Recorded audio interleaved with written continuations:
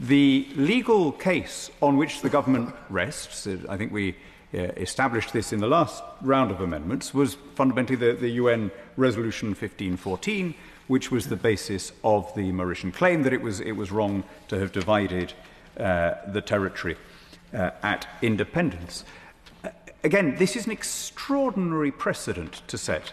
The idea that if a territory for reasons of administrative convenience was at one time governed from somewhere else, that creates a lasting claim, would upend borders on every continent and in every archipelago.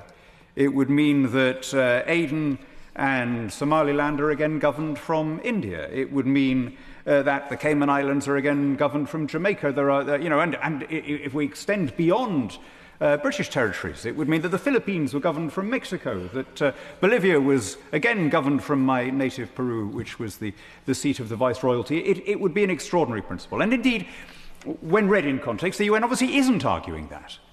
If it did argue that, it would have opposed the split of Czechoslovakia. It would have opposed the independence of Montenegro from Serbia and so on. Of course, it doesn't argue that. And the three resolutions referred to by the noble Lord Morrow essentially establish criteria where it is proper to divide a territory for reasons of geography, history, or ethnic distinction, or indeed nationality, a sense of being a people and wanting to live in your own polity. And as we just heard from my noble friend Lord Lilly, that all of those criteria are plainly met in this case.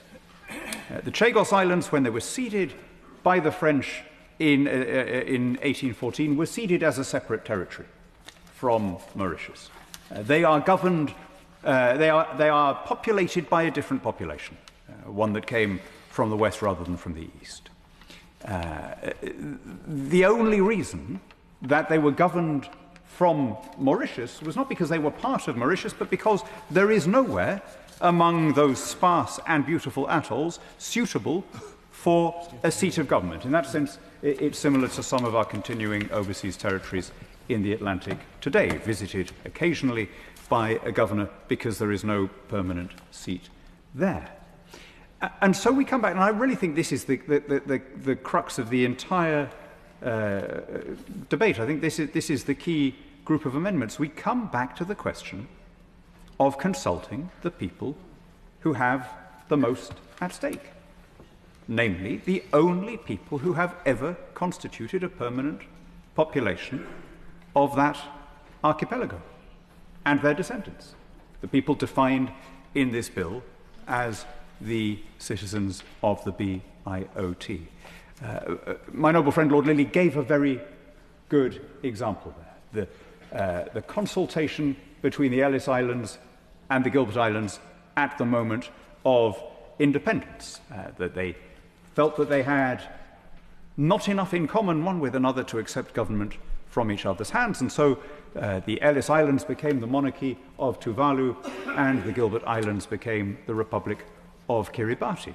Actually, the distances here, the distances ethnically and geographically, are much wider. And I don't think there is much doubt that if we had carried out a consultation in 1965, we would have had the same outcome as in the case cited by my noble friend. Now, why does that suddenly stop being true now? Why does the passage of time invalidate that claim?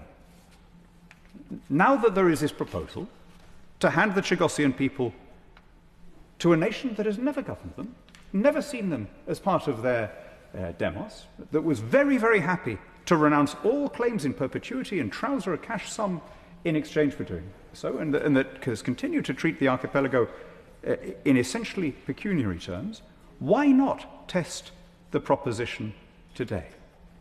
I'm going to repeat a point made by my noble friend Lord Bellingham at second reading. It is perfectly logistically feasible to conduct a referendum across scattered territories. Last year, I voted for our former colleague, the noble Lord Hague of Richmond, to be Chancellor of the University of Oxford. There was a poll that was conducted electronically across 5 continents, the alumni being dispersed in their tens of thousands, and there was a simple enough process that you establish the right of somebody to vote, you establish their identity, you show that they genuinely are an alumnus, and then you have the vote.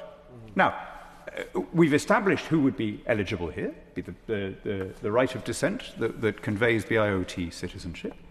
I refuse to believe that it is logistically beyond us to consult the Chagossian people.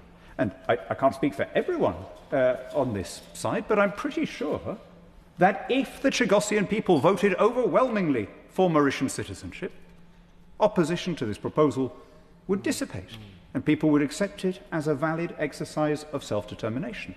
But there is something more than perverse about acting in the name of decolonisation when in fact taking a people against their will and transferring them to the sovereignty of a foreign state, a country whose prime minister at the time of the partition said is a territory which they never visit and of which they know little. When I was a member of the European Parliament, Crawley was part of my constituency. I got to know some of the groups who, the disparate groups who represent our Chagossian fellow subjects, and I think it's fair to say that they did not always agree on every issue. Like many small communities, they had a broad diversity of opinions on a lot of subjects. But honestly, hand on heart, my lords, I don't think I ever recall meeting any Chagossian in this country who wanted to be a citizen of Mauritius. And there are reasons for that.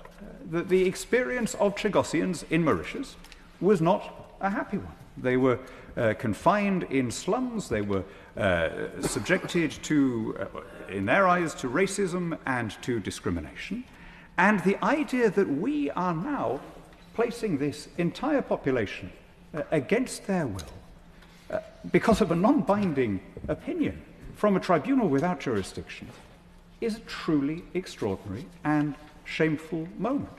And so I think if there is only one issue on which we should stick, it's this fundamental principle of consultation. It's the basis of the whole world order, the Lockean concept of government, that sovereignty is vested in the people and comes upwards. If the Chagossian people decide that they want to part ways with us, I'll accept the result with good grace. But if they want to go back as British overseas subjects and return to their archipelago, to tend the graves of their long fathers, to harvest their old coconut plantations, and to live once again in their old lands, surely that is their most fundamental right as a people.